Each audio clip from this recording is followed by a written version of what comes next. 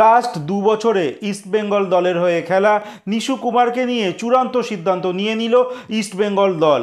কী সিদ্ধান্ত নিল তার আপডেট জানাবো আজকের এই ভিডিওতে।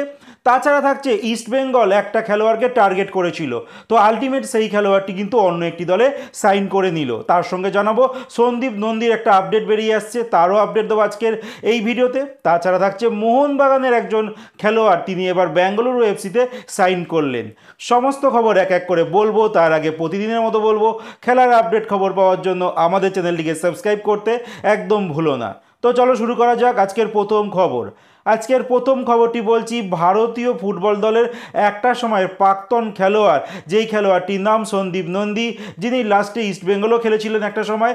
আর সেই খেলোয়াড়টিকে নিয়ে কিন্তু একটা রুমার চলছিল যে এই খেলোয়াড়টি হয়তো ইস্টবেঙ্গলের গোলকিপার কোচ হতে পারে।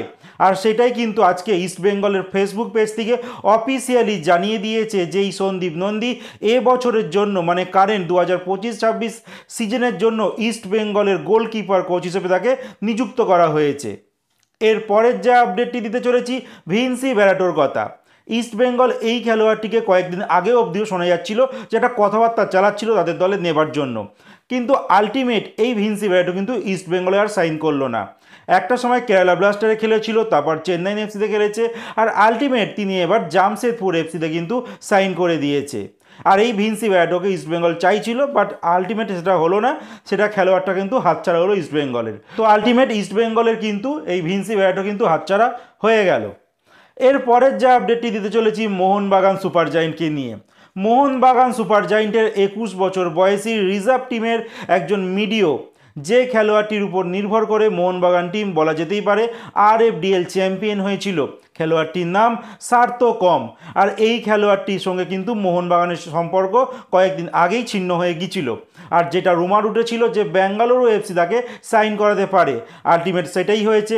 বেঙ্গালুরুর তরফ থেকে কিন্তু অফিসিয়ালি জানিয়ে দেওয়া হয়েছে এই সার্থক কমকে কিন্তু তারা সাইন করে নিয়েছে। এরপরের যে লাস্ট যে খবরটি জানাতে চলেছি সেটা হচ্ছে নিশু কুমারকে নিয়ে। যে নিশু কুমার একটা সময় কেরালা ব্লাস্টার থেকে ইস্টবেঙ্গলে এসেছিল, তারপর একটা সময় প্রথমে লোন ডিলে আনা হয়েছিল, তারপর তাকে পার্মানেন্ট ডিলে কিন্তু ইস্টবেঙ্গল সই করায়। আর এই খেলোয়াড়টি কিন্তু মোটামুটি একটা সার্ভিস দিয়েছে বলা যেতেই পারে।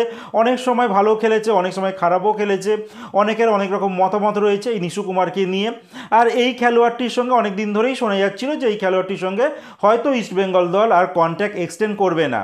তো ইস্টবেঙ্গলের তরফ থেকে এখনও অবধি কোনো অফিসিয়ালি নিউজ আসেনি, কিন্তু আজকে সোমবার দিন এই নিশু কুমার নিজের সোশ্যাল মিডিয়া পেজ থেকে কিন্তু অফিসিয়ালি জানিয়ে দিয়েছে ইস্টবেঙ্গলকে থ্যাংক ইউ।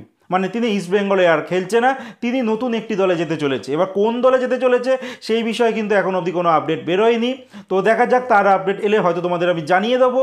আর আপাতত ইস্টবেঙ্গলের সঙ্গে কিন্তু এই নিশু কুমারের সম্পর্ক এত দূরই ছিল, এবার কিন্তু নতুন কোনো খেলোয়াড়কে আমরা তার জায়গায় দেখতে চলেছি। জয় গুপ্তাকে নিয়ে অনেক দিন ধরে রুমার উঠছিল, বাট জয় গুপ্তা নিয়ে কিন্তু এফসি গোয়াও তারা কিছু এখনও জানায়নি যেই খেলোয়াড়টিকে ছেড়েছে কিনা, আর ইস্টবেঙ্গলও কিন্তু এখনও জানায়নি জয় গুপ্তাকে সাইন করিয়েছে কিনা। তো দেখা যাক নিশু কুমারের জায়গায় ইস্টবেঙ্গল কাকে সই করাতে চলেছে। তো মোটামুটি হয়তো সই হয়ে গেছে, যেহেতু নিশু কুমার ছেড়ে দিয়েছে তাহলে তার জায়গাটা ফাঁকা তো রাখবে না, কোনো খেলোয়াড় নিশ্চয়ই সই হয়ে গেছে, সেটা হয়তো সময় আমাদের আপডেট দিয়ে দেবে।